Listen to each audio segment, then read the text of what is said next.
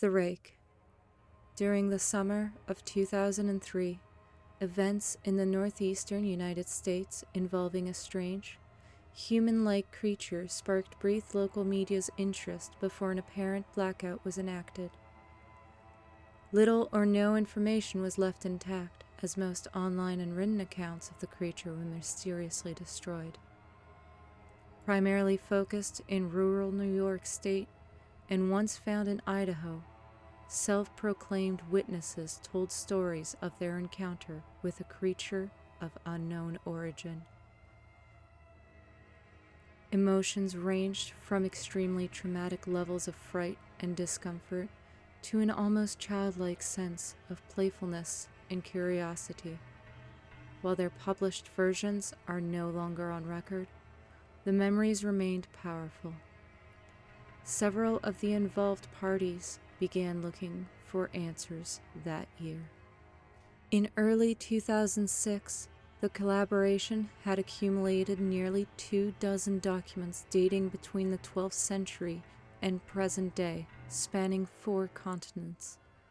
In almost all cases, the stories were identical. I've been in contact with a member of this group and was able to get some excerpts from their upcoming book. A suicide note from 1964. As I prepare to take my life, I feel it necessary to assuage any guilt or pain I have introduced through this act. It is not the fault of anyone other than him. For once I awoke and felt his presence, and once I awoke and saw his form. Once again I awoke and heard his voice and looked into his eyes. I cannot sleep without fear of what I might next awake to experience. I cannot ever wake. Goodbye. Bound in the same wooden box were 2 empty envelopes addressed to William and Rose, and 1 loose personal letter with no envelope. Dearest Linny, I have prayed for you. He spoke your name.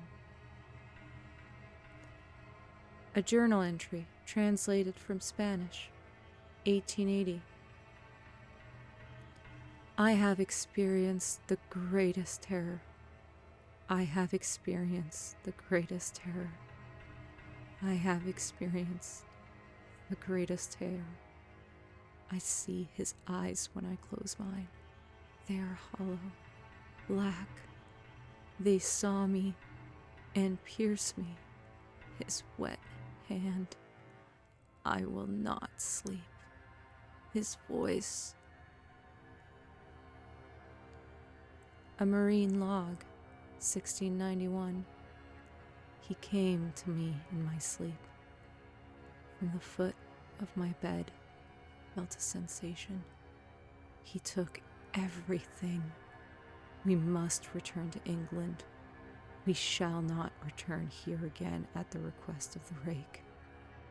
From a witness in 2006. 3 years ago, I had just returned from a trip from Niagara Falls with my family for the 4th of July. We were all very exhausted after a long day of driving, so my husband and I put the kids right to bed and called it a night. At about 4 a.m., I woke up thinking my husband had gotten up to use the restroom.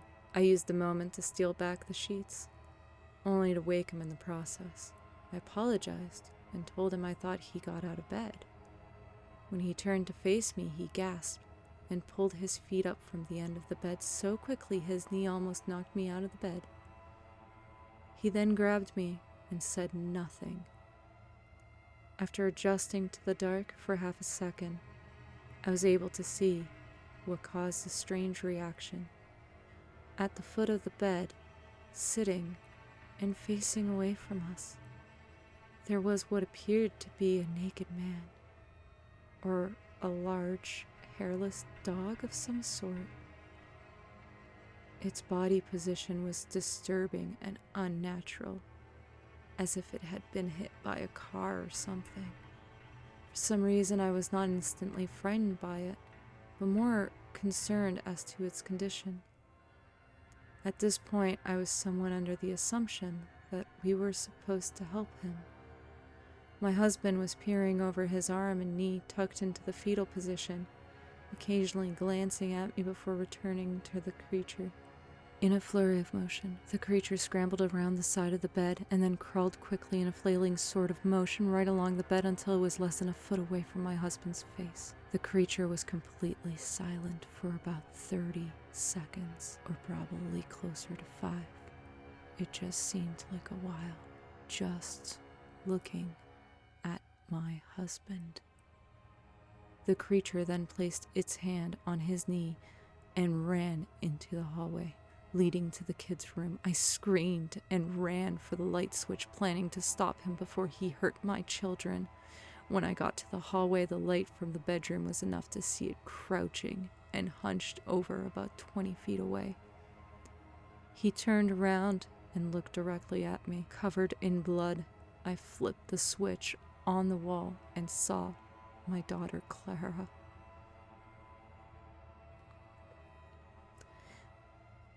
The creature ran down the stairs while my husband and I rushed to help her daughter. She was very badly injured and spoke only once more in her short life.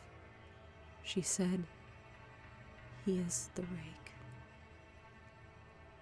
My husband drove his car into a lake that night while rushing our daughter to the hospital. They did not survive. Being a small town, news got around pretty quickly. Police were helpful at first, and the local newspaper took a lot of interest as well. However, the story was never published, and the local television news never followed up either. For several months, my son Justin and I stayed in a hotel near my parents' house. After we decided to return home, I began looking for answers myself. I eventually located a man in the next town over who had a similar story. We got in contact and began talking about our experiences. He knew of 2 other people in New York who had seen the creature we now refer to as the rake. It took the 4 of us about 2 solid years of hunting on the internet and writing letters to come up with a small collection of what we believe to be accounts of the rake. None of them gave any details, history, or follow-up. One journal had an entry involving the creature in its first 3 pages and never mentioned it again.